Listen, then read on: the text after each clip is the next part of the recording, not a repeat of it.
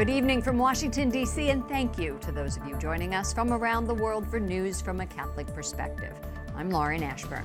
The Trump administration will allow religious groups, small businesses, and nonprofits to opt out of the contraceptive mandate. It's a controversial rule in Obamacare that requires employers to provide insurance coverage for contraception, abortion-inducing drugs, and sterilizations. It seems to spell victory for groups like the Little Sisters of the Poor and our network. White House Correspondent Mark Irons reports. Good evening, Mark. Good evening, Lauren. President Trump's administration is completing the work it began last year to protect people with religious or moral objections to health insurance that covers birth control, a requirement that former President Obama imposed, leading to dragged-out litigation that reached a deadlocked Supreme Court, and that's where the Little Sisters of the Poor come in.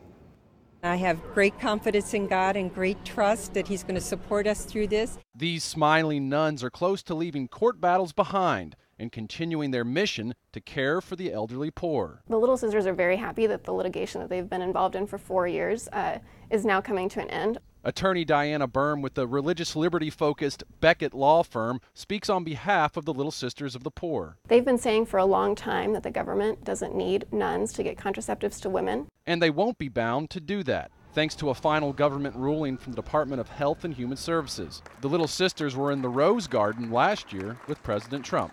We know all too well the attacks against the Little Sisters of the Poor.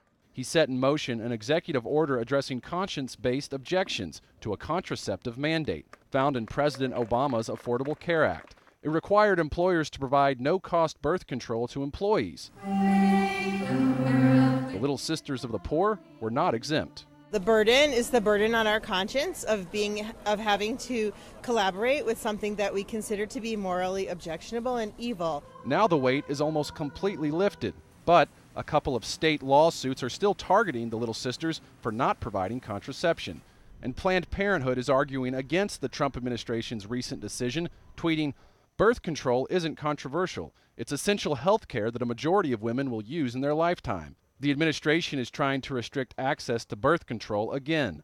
Fight back. This is a victory for the Little Sisters, but it's actually not a harm to anyone else.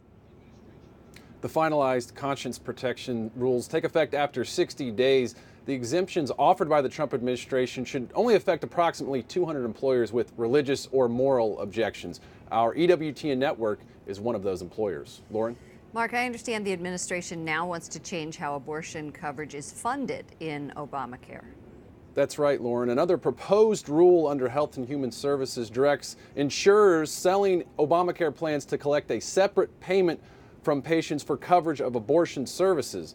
The plan would give consumers greater transparency about abortion coverage within those insurance plans. Lauren. White House Correspondent Mark Irons. Thank you, Mark.